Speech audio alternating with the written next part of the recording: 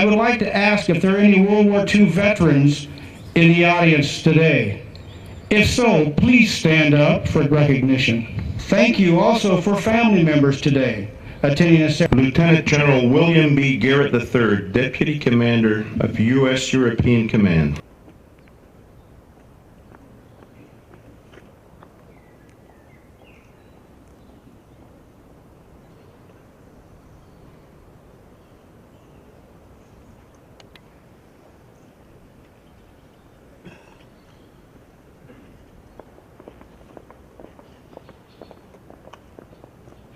Oh!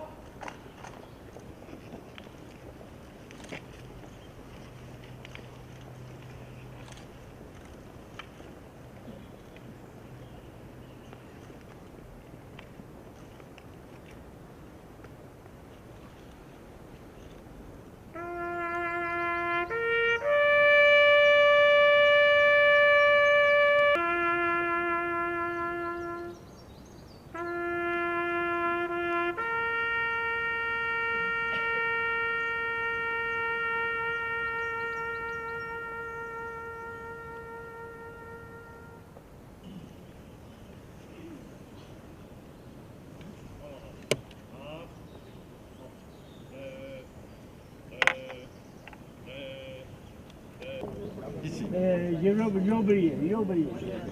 Merci pour tout.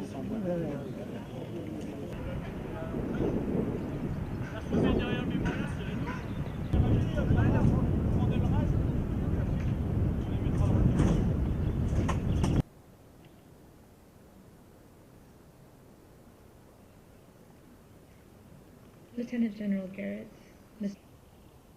ici même, au cimetière américain de Normandie, nous honorons le près de 11 000 héros américains. C'est un honneur de servir mon pays dans un lieu où la gratitude envers le sacrifice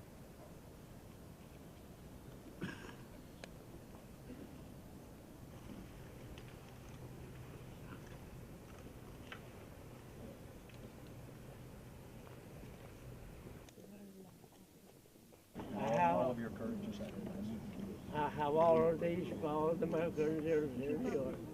Yeah. Thank you again for joining us, sir. Good morning, bonjour, distinguished guests, ladies and gentlemen. It is a very humbling and distinct privilege to be here with you today, gathering not only in this hallowed place, but around the world to honor, appreciate, and cherish through our actions and our memories all those who died to ensure our freedom. We stand here today as free men and women, thanks to their sacrifice. Let me tell you a quick story. On D-Day, the 6th of June, 1944, more than 160,000 Allied troops landed here in Normandy to commence the final campaign to liberate Europe.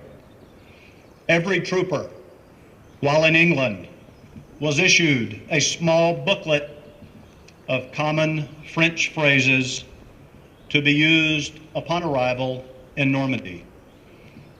On D-Day, one of those phrases became the most meaningful words the French had heard in more than 4 years. Nous sommes ici. Nous sommes ici. We are here. Those 3 little words, spoken by a U.S. soldier, while pointing to the American flag sewn on his right shoulder, provided long-sought hope and inspiration to the French people. So with the coming of the dawn on June 6th, it was clear at last that we are here. There are only 3 words in that phrase, but they spoke volumes about America's commitment to liberate the oppressed. Today, we are here again. The quiet grounds of this cemetery and others like it around the world remind us with pride of our obligation and our opportunity. On a day set aside for Americans to honor and remember those who perished while serving our country, our obligation and our opportunity are one and the same. Our obligation is to give voice to the fallen, honor them, and share their stories of sacrifice and heroism. Our opportunity is to use this day to inspire new generations to understand the freedom they have been given, to grasp how and why it is theirs, and to dedicate themselves to pass it on to future generations. Reflect for a moment on the way our nation's flag is flown on Memorial Day. First, it is hoisted briskly to the top, then it is solemnly lowered to half-staff, a tribute to those who made the ultimate sacrifice.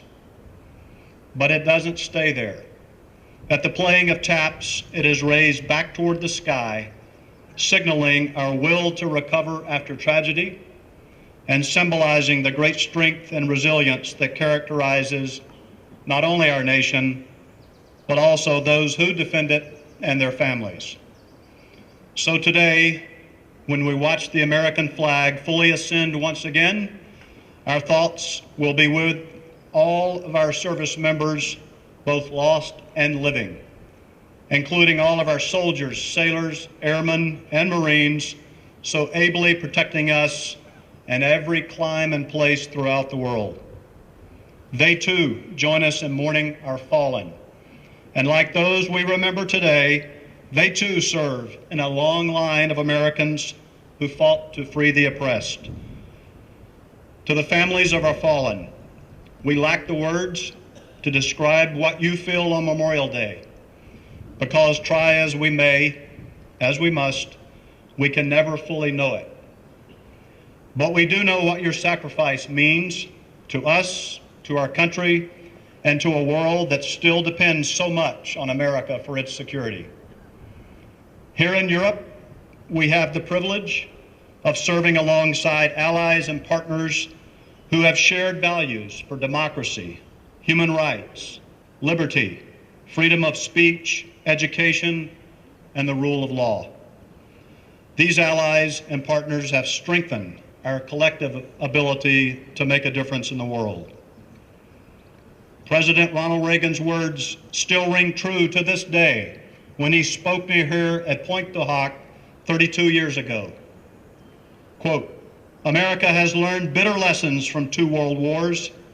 It is better to be here, ready to protect the peace, than to take blind shelter across the sea, rushing to respond only after freedom is lost." The strength of America's allies is vital to the United States, and the American security guarantee is essential to the continued freedom of Europe's democracies. We were with you then. We are with you now. Your hopes are our hopes, and your destiny is our destiny. End quote.